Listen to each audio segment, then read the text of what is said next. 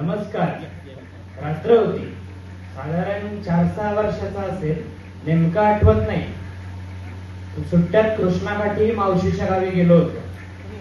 गाव तसं फार मोठंही नाही आणि लहानही नाही, दूध दुभत होतं. पण गावात एकच चर्चा, बापूची आई वारली. बापूची आई वारली आणि तिला अग्नी देण्यासाठी बापू येणार. बापू कोण हे मला नेमकं कळत नव्हतं, पण बापू येणार या एका वाक्यानं सगळ्याच गावाच्या पोंग्या टाईट झाल्या होत्या. पोलिसांचा बंदोबस्त लावला होता. दिवस सरला आणि संध्याकाळची वेळ झाली.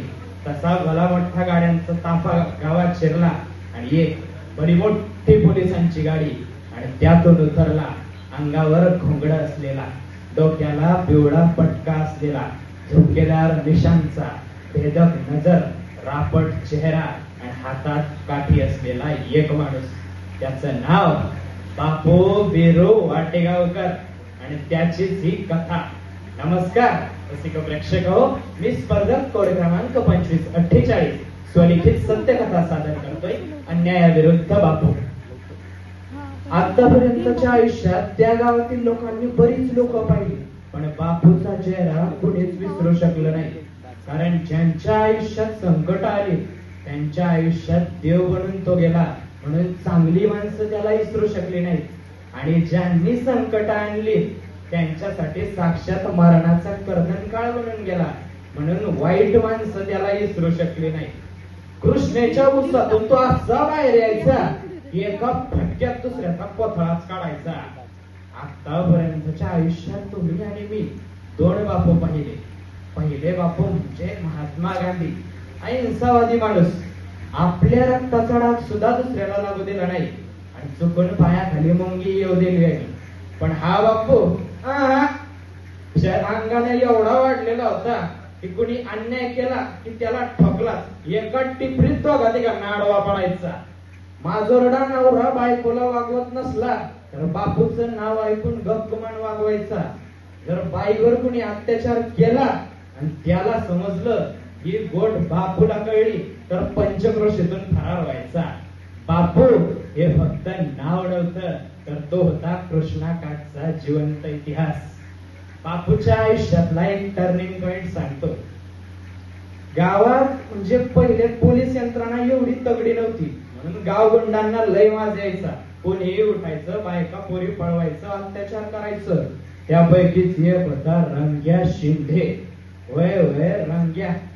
तो करायचा काय, त्याची 35 जणांची टोळी. अंगणात कोणाचं बोकुड दिसलं की धरलं आणि बसवली पंगत. लोकांचे कोंबड्याचे खुराडे उचलायचे हो. पण तशीच त्याची एका बाईवर नजर पडली. तिच्या घरात घुसला आणि तिला म्हणाला, नवरा सोड, पोरं सोड आणि माझ्या बरोबर चल. बाई स्वाभिमानी आणि तिखट होती. म्हणाली, बांगड्या माग सारत म्हणाली, एकमेव मरण पण तुला शरण येणार नाही मेल्या. तिचा स्वाभिमान त्याला नडला आणि त्याच्या इज्जतीचा धिंगाणा झाला. म्हणून एक दिवस त्यानं तिला एकटीला गाठलं आणि तिचा खून केला. पण पुरावा नव्हता, रंग्याला कुणीच काही करू शकलं नाही. पण जेव्हा बापूला ही गोष्ट कळली तेव्हा त्याने ठरवलं रंग्या संपवायचा. आणि एक दिवस गणपतीच्या समोर जवळपास रात्रीचे 11 वाजले असतील. ओव्या चालू होत्या, बाया ओव्या गात होत्या. तिथं रंग्या आला होता. त्यानं एका बाईचा हात धरला आणि तिथं गोंधळ उडाला. तसा एक धिप्पाडगडी पुढे आला आणि म्हणाला, काय करताय अण्णा, सोडा. पण कालचं भर आपल्याला शिकवतं म्हणून बापूनं म्हणून रंग्यानं त्याचं ऐकलं नाही. रंग्यानं त्याचा रगेडपणा सुरूच ठेवला. तरी सुद्धा या धिप्पाड पोराला चिडलं खरं, पण जिभेवर साखर ठेवत म्हणालं, अण्णा काय करताय, शोभतय वय, चला माग फुगवडीवर बसू, पान खाऊ. दोघं पान खायला बसलेत खरे, तसं त्या धिप्पाड पोरानं कात्रीत सुपारी धरली आणि क्षणभर उठलं. तसा रंग्या म्हणाला, उठ र अण्णा, लगली ना. अण्णा रंग्या उठायचा प्रश्नच नव्हता. पोरग गेलं आणि क्षणात वापस आलं. रंग्याची पापणी लवती त्याची मानगुट पकडली आणि स्वतःच्या अंगावर ओढलं आणि डाव्या हातानं त्याच्या पोटात काकू खुपसला. समोर ओव्या सुरू होत्या आणि माग रंग्या संपला होता, तेही कायमचा. रांग्या संपला ही बातमी गावात वाऱ्यासारखी पसरली आणि लोकांनी पुरणपोळीचा बेत केला. नंतर बापूंनी घर गाठलं, चाकू पुसला, अंगावरचे रक्ताचे कपडे पुसले आणि कायमचा गाठला तो उसाचा फळ. मग प्रश्न पडतो, हा माणूस काय फक्त कापाकापीच करायचा का? तर नाही, तो म्हणायचा आपण उसाच्या फळात राहतो, म्हणजे सापाच्या, मुंगसाच्या, उंदराच्या घरात त्यांना धक्कावी लागू द्यायचा नाही, एवढा बारीकीचा हा माणूस करायचा. शेवटी येरवड्याच्या जेलमध्ये बापूंना भेटला कुख्यात गँगस्टर अरुण गवळी उर्फ डॅडी. डॅडीनं बापूंना बोलावून घेतलं आणि म्हणाला, आमच्याकडे शस्त्र आहेत, माणसं आहेत, दगडी चाळ आहेत, पैसा आहे, तरी तुम्ही आमच्या समोर कसे?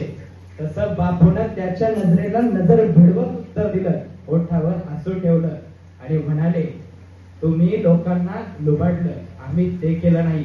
तुम्ही सुपारी घेत होता, आम्ही घेत होतो भाकरी, आणि ती सुद्धा लोक आनंदाने देत होती. तुम्ही माणसं संपवत होता, आम्ही नराधम. शेवटी या वादळाचा शेवट वयाच्या 98व्या वर्षी झाला आणि माध्यमांवर एक बातमी झळकली की कृष्णा काठचा रॉबिन हुड आनंदात विलीन झाला. आणि मग मला क्षणभर डोळ्यात पाणी आलं आणि ती रात्र आठवली.